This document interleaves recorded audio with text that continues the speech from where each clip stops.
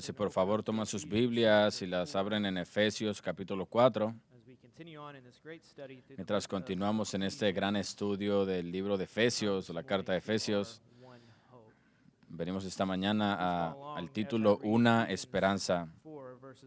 Por favor, síganme, Efesios 4, 1 al 6. Pablo escribe: Yo pues, preso en el Señor, os ruego que andéis como es digno de la vocación con que fuisteis llamados, con toda humildad y mansedumbre, soportándoos con paciencia los unos a los otros en amor, solícitos en guardar la unidad del Espíritu en el vínculo de la paz, un cuerpo y un espíritu, como fuisteis también llamados a una misma esperanza de vuestra vocación, un Señor, una fe, un bautismo, un Dios y Padre de todos, el cual es sobre todos, por todos y en todos.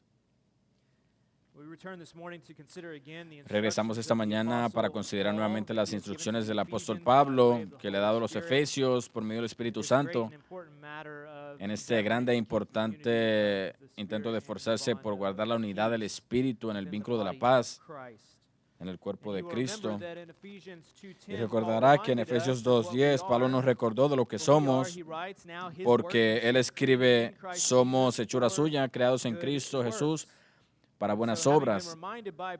Así que siendo recordados de eso por Pablo, ahora viene a darnos esas buenas obras en que debemos caminar, y esa es la obra de la unidad dentro del cuerpo, y debemos mantenerla. Ahora, en cierto sentido, todos amamos la unidad y la paz, pero por supuesto debemos recordarnos a nosotros mismos que la razón principal por la que deseamos esto dentro del cuerpo de Cristo no es por nuestro propósito personal, sino porque Dios desea que estemos unidos, como una indicación al mundo de su gran y último propósito de unir todas las cosas en su Hijo, Efesios 1, 9 al 10.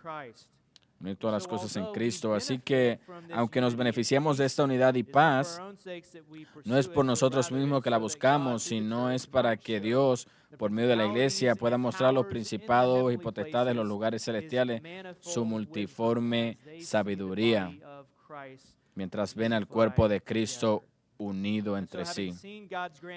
Así que, habiendo visto el gran propósito de Dios, el apóstol Pablo ahora nos está ayudando a caminar de acuerdo con Él, enseñándonos cómo mantener lo que ya es nuestro en Cristo, en el Espíritu. Y ya hemos visto algunas cosas en el versos 2 al 3. Ahora nos encontramos considerando las 7 razones que sustentan esas actitudes, la fundación de la unidad en la iglesia. Hasta ahora hemos visto 2, un cuerpo y un espíritu, y esta mañana llegamos a la tercera gran razón de la búsqueda de la unidad dentro de la iglesia, y ese tercer gran unificador, y es que todos tenemos juntos una sola esperanza, un cuerpo, un espíritu y una esperanza. Nuestra esperanza es una ansiosa expectativa de que algo que prometió en el futuro será realidad. Y así que, como un cuerpo unido, no operamos bajo muchas esperanzas, sino una esperanza. Y mientras lo hacemos, encontramos que estamos unidos por una única gran expectativa, la cual es nuestra en Cristo Jesús. Así que la suposición aquí es que si la iglesia alguna vez comienza a entretener otras esperanzas, los miembros del cuerpo de Cristo comienzan a entretener otras esperanzas, inmediatamente habrá una especie de división en el cuerpo. Cada miembro debe estar unido bajo esta misma esperanza, esa sola esperanza. No solamente debemos fijarnos en Cristo, sino también debemos ser conscientes de las muchas otras falsas esperanzas que ofrece el mundo, que inevitablemente dividirán a la iglesia. Así que esta mañana tengo 3 puntos para considerar, 3 puntos falsos y una verdadera. El primero es esto: la esperanza de los religiosos. La esperanza de los religiosos es una esperanza que se funda en la propia capacidad del hombre. Por supuesto, lo primero que debemos decir acerca de este tipo de hombre es que se desvía porque nunca ha llegado a ver su estado sin esperanza ante Dios. Y siendo ese el caso, mantiene la esperanza donde no la hay, pensando que la religión hecha por el hombre o la superación personal o la moralidad puede salvarlo de alguna manera. Es como uno de los en el Titanic que en vez de buscar una manera de escapar, baja por las escaleras para ponerse su gabán, su ropa, su traje, pensando que eso le podría salvar de las profundidades frías del océano. Qué tonto sería esto, bromeó Spurgeon, pintar la puerta de tu casa mientras tu casa está en llamas, porque no ves que las llamas pronto consumirán todo. Ahora, para estar seguro de que estos hombres están cansados porque su trabajo nunca puede apaciguar sus conciencias culpables. Y sin embargo, aunque están cansados, siguen trabajando. Y la razón es que todavía se aferran a la esperanza de que Dios finalmente aceptará su trabajo. Pero Isaías 57:10 lo describe muy bien. Dice, en la multitud de tus caminos te cansaste, pero no dijiste, no hay remedio o no hay esperanza. En cambio, hallaste nuevo vigor en tu mano, por tanto, no te desalentaste. Así que aunque deben saber en algún sentido que sus almas permanecen en ruina, todavía continúan adornando su hombre exterior, pensando que de alguna manera Dios no verá más allá de las vestiduras de justicia que se han hecho para sí mismos. Pero Mateo 22:11 proporciona una advertencia para tales hombres. Jesús dio una advertencia a ese tipo de personas y dice, verso 11, y entró el rey para ver los convidados y vio allí un hombre que no estaba vestido de boda. Y le dijo, amigo, ¿cómo entraste aquí sin estar vestido de boda? Mas él enmudeció. Entonces el rey le dijo a los que servían, atadle de pies y manos y echarle las tinieblas de afuera. Allí será el lloro y el crujir de dientes, porque muchos son llamados y pocos escogidos. Es una esperanza vana pensar que podemos revestirnos de nuestras propias buenas obras. Porque Isaías 64:6 nos recuerda todas nuestras justicias son como trapos de inmundicia delante de Dios. Quizás pases desapercibido en tu casa o aquí, pero no vas a ser bienvenido delante de aquel que todo lo ve. A tales hombres Jesús le dice, no he venido a llamar a justos, sino a pecadores al arrepentimiento. O como dice un verso antes en Lucas 5:31, los que están sanos no tienen necesidad de médico, sino solo los que están enfermos. Tal vez estás aquí y te sientas bien, pero es una certeza que si nunca te has sentido enfermo, estás entre aquellos de los más que deberíamos tener lástima. Qué triste es, la cuerda de la misericordia ha sido arrojada y sin embargo no la vas a agarrar porque crees que podrás nadar a lo largo del océano con tu propia fuerza. No la ves como una esperanza falsa, no la ves como es. Y esta falsa esperanza te llevará a tu propia ruina y destrucción. Esta no es la esperanza de la iglesia, ¿verdad? Porque somos un grupo que ha visto nuestra propia desesperanza fuera de Cristo. Así que no somos esos que descansamos en nuestras propias obras o moralidad. En vez de eso, descansamos en la obra de Cristo y mientras lo hacemos, esperamos su regreso. Él es nuestra única esperanza. Y hasta ese día estemos unidos en esto, que el hombre no tiene esperanza fuera de Cristo y por lo tanto no tenemos otra solución ni esperanza que ofrecer al mundo, excepto la esperanza de Cristo. Él es la única esperanza de la humanidad. Todos somos como Pablo, que escribió en Filipenses 3:2, guardaos de los perros, escribió.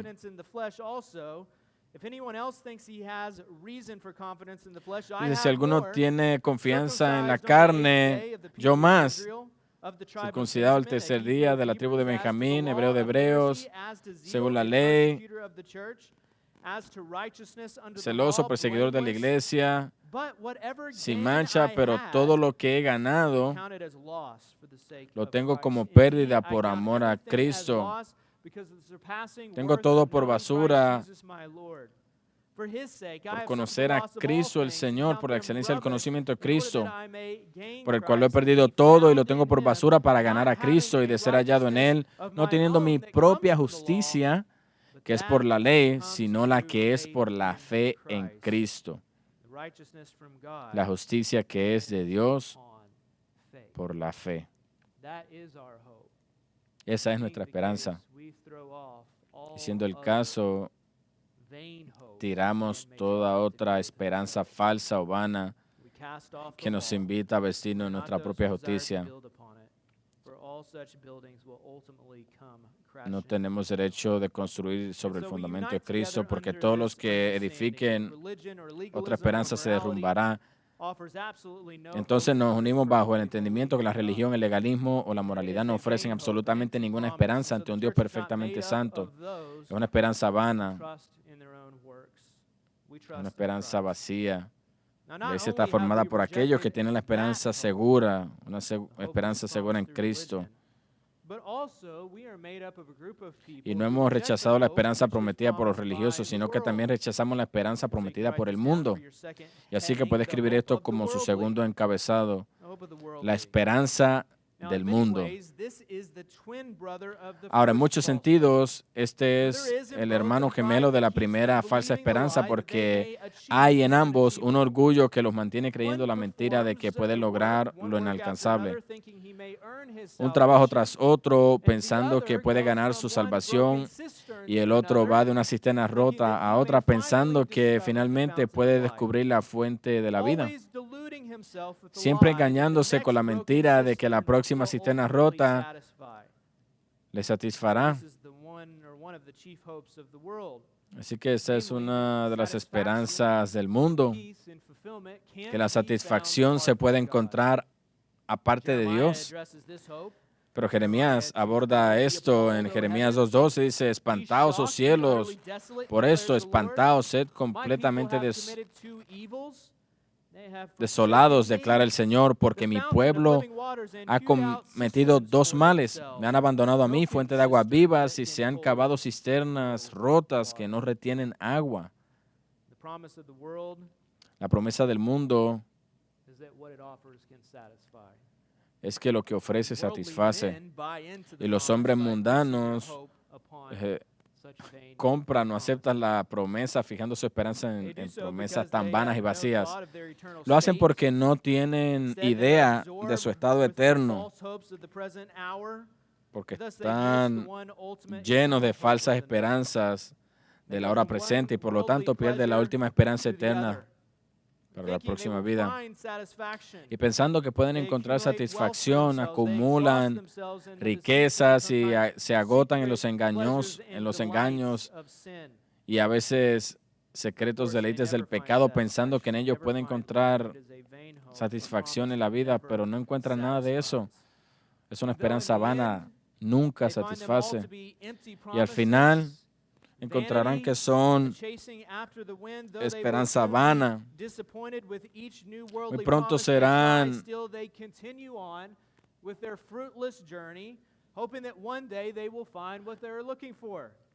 esperando que un día encontrarán lo que buscan y tendrán una grande decepción. Ahora, en cierto sentido, eso es un buen lugar para estar. Aquellos que no tienen esperanza están listos para el Evangelio, pero si no claman a Cristo en tal estado, lo que harán es sumergirse más y más en el pecado. Note cuidadosamente lo que dijo Jeremías 18:11. Ahora pues habla luego a todos los hombres de Judá y a los moradores de Jerusalén, diciendo: así ha dicho Jehová, he aquí yo dispongo mal contra vosotros y trazo contra vosotros designios. Conviértase ahora cada uno de su mal camino y mejore su camino y sus obras. Eso es lo que Dios hace para que ellos se tornen. El verso 12. Pero ellos dijeron: eso es vano. O literalmente es inútil, es sin esperanza. Porque en pos de nuestros ídolos iremos y haremos cada uno el pensamiento de nuestro malvado corazón.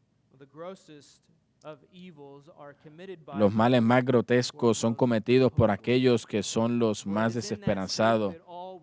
porque es en ese estado que se eliminan todas las restricciones para que puedan sumergirse en el fondo de los pecados oscuros y profundos. Comamos y bebamos y alegrámonos, dice el desesperanzado, porque mañana moriremos.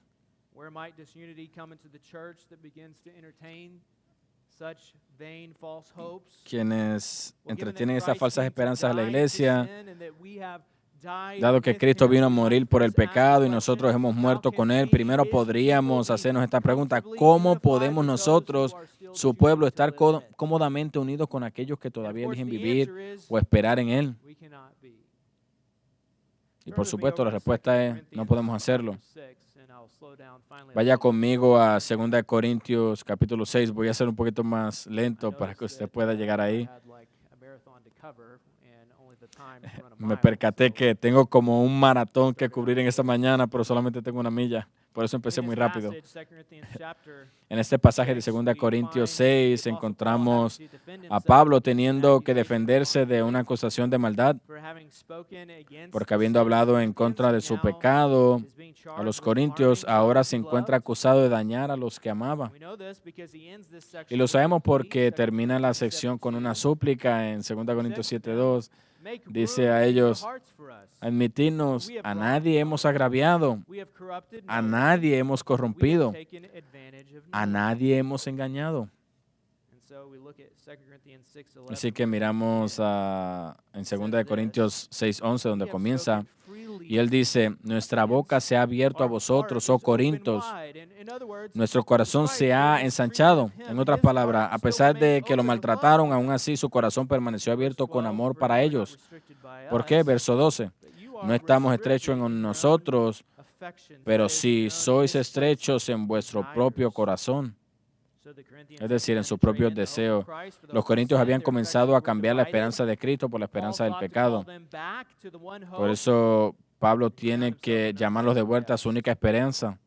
Se encontró como un invitado no deseado. Verso 13. Pablo dijo: pues para corresponder del mismo modo como a hijos hablo, ensanchaos también vosotros. El cariño de Pablo era tan grande como un padre a un hijo.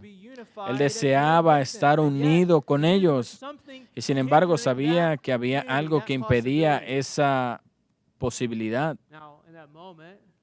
Ahora, en ese momento, Pablo pudo haber elegido unirse como el mundo lo hace, que aceptan sus pecados, creen las mentiras para buscar esperanza y otras cosas, pero por supuesto, eso no es verdadera unidad. Él permanece leal, fiel a la verdad.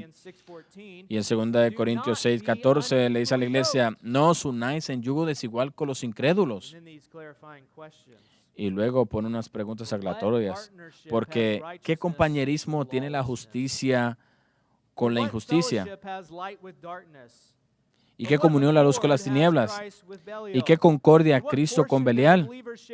¿O qué parte el creyente con el incrédulo?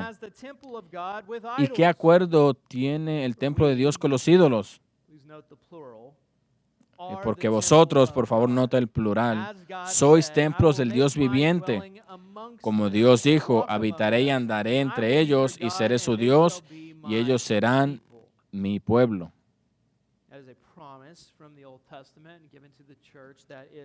Y como una promesa en el Antiguo Testamento, Él es nuestra esperanza.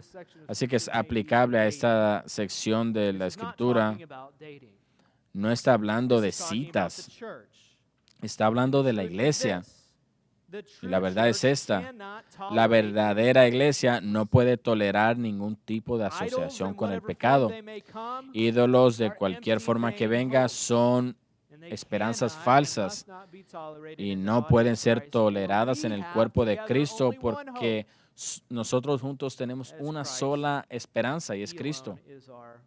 Él solamente es nuestra única esperanza.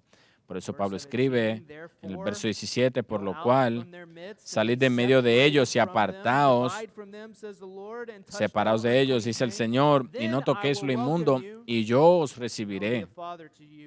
Y seré para vosotros por padre, y vosotros me seréis por hijos e hijas, dice el Señor Todopoderoso. ¿Deberá el pueblo de Dios acoger lo que Dios no acepta? Que nunca sea así. Escuche, puede que estés aquí como un incrédulo y estamos contentos de que estés aquí, pero necesitas saber que no podemos unirnos con usted. Sus afectos seguirán divididos y los nuestros no, porque tenemos una esperanza de satisfacción y ese es Cristo. Y nos aferramos a Él como nuestra única esperanza. Pablo termina con estas palabras en 2 Corintios 7:1. Así que, amados, puesto que tenemos tales promesas, limpiémonos de toda contaminación de carne y de espíritu, perfeccionando la santidad en el amor de Dios. Ahora, esto no es un llamado a sacar todas las personas que pecan en el cuerpo. Todos estamos en la carne todavía hasta que seamos glorificados. Habrá pecado. Aquellos que admiten sus pecados, somos aquellos que admiten sus pecados. En vez de eso, esto es un llamado a separarnos de aquellos que continúan con su pecado. No toleramos el pecado habitual o una vida pecaminosa habitual sin arrepentimiento en Cristo. El amor no puede tolerar esto. Ese tipo de esperanza la rechazamos y solo tenemos una esperanza y esa esperanza es Cristo.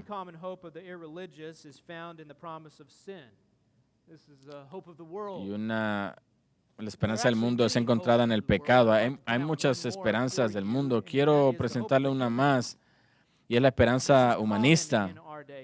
Es común en nuestros días. El humanismo es, por supuesto, la filosofía de la vida progresista que afirma que la capacidad y responsabilidad del hombre, aparte de Dios, para llevar vidas éticas de realización personal que aspiren al bien mayor. Es la esperanza de que siempre estemos marchando hacia un avance que resolverá todos los problemas del mundo y que la humanidad podrá marcar el comienzo de una especie de utopía a través de la ciencia y la filosofía. La humanidad es básicamente buena y por lo tanto capaz de una mejora definitiva.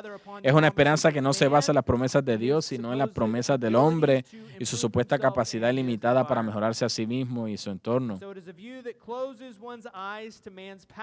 Y así es una visión que cierra los ojos a los registros pasados y presentes del hombre con la esperanza de que algún día en el futuro se resuelva. Pero por supuesto no lo hará porque no puede.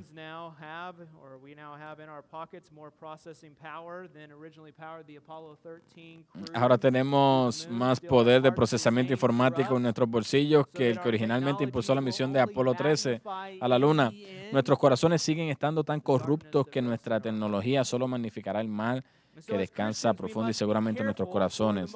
Como cristianos debemos tener cuidado porque en el momento en que nos cansamos y nos impacientamos esperando el regreso del Señor, podemos comenzar a adoptar una mentalidad más humanista, de modo que nuestra esperanza comienza a alejarse ligeramente de nuestra única esperanza que es Cristo, por otra esperanza que ofrezca el mundo. Y cuando esto sucede, el enfoque de la iglesia comienza a alejarse del único evangelio eterno, que encuentra su culminación en el regreso de Cristo a 1000 otros evangelios sociales.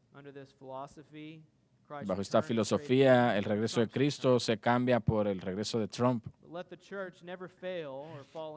Pero que la iglesia nunca caiga en una trampa tan divisiva y desesperada como la de creer que la política del hombre tiene la respuesta a los problemas de la vida.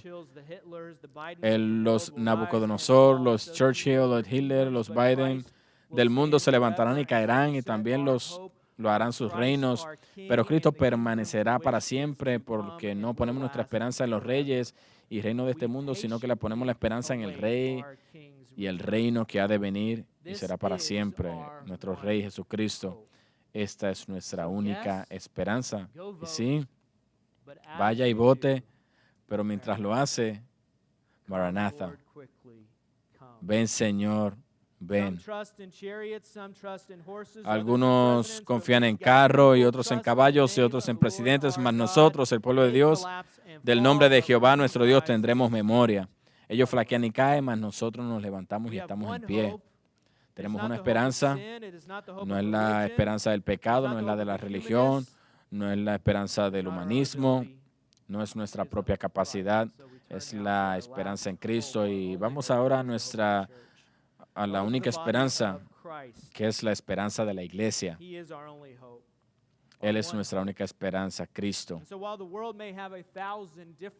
Mientras el mundo tiene muchas esperanzas, todas las cuales fallarán, nosotros tenemos solamente una y esa no fallará. Hebreos 10:23 dice, mantengamos, eso es la iglesia, firme sin fluctuar la profesión de nuestra esperanza, porque fiel es el que prometió. Debemos mantener esa esperanza sin movernos. La esperanza en general no es una expectativa incierta de algún bien futuro que deseamos. La esperanza no es algo incierto.